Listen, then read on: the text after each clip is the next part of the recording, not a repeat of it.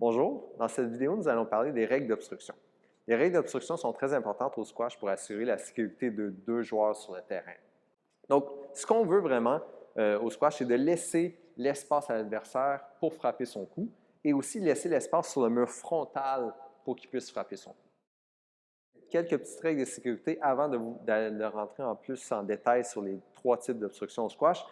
La première, c'est d'éviter les élans arrière et les élans avant trop gros.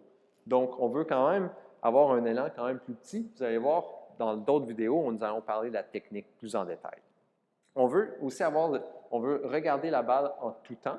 Donc, en regardant la balle en tout temps, ça m'empêche de recevoir une balle par surprise sur moi, mais aussi de libérer le mur frontal pour que mon adversaire puisse frapper la balle et d'éviter d'être trop près de mon adversaire lorsque celui-ci va frapper la balle.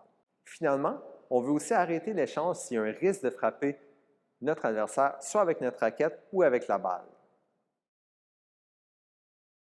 Donc, les trois types d'obstruction qu'il y a au squash, on a le stroke, le let et le no-let.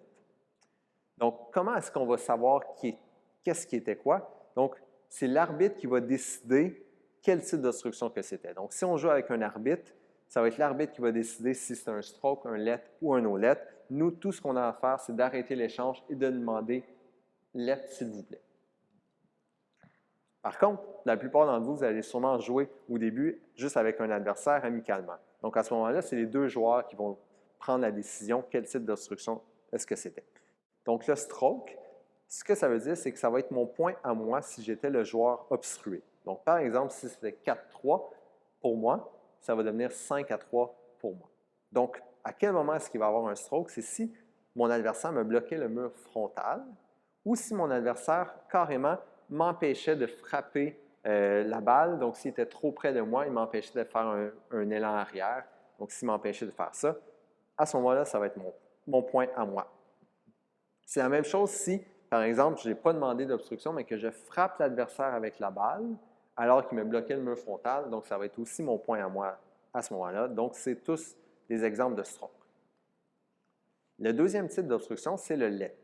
Le let, c'est qu'on va tout simplement recommencer l'échange. Donc, par exemple, je prends le même exemple, c'est 4-3 pour moi, je servais à droite. S'il y a un let, ça va être encore 4-3 pour moi, je vais servir du côté droit.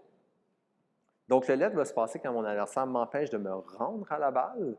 Donc, s'il m'empêche de me rendre à la balle, c'est que je ne suis pas directement à côté de la balle, mais j'ai encore un 3-4 pas à faire avant de me rendre à la balle. Donc, si mon adversaire m'empêche de me rendre, ça va être un let. Ou s'il me bloque un des deux murs de côté.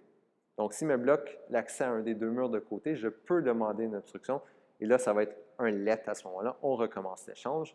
Finalement, c'est que si je frappe mon adversaire et qu'il me bloque un des deux murs de côté, là, à ce moment-là, ça va être un let aussi.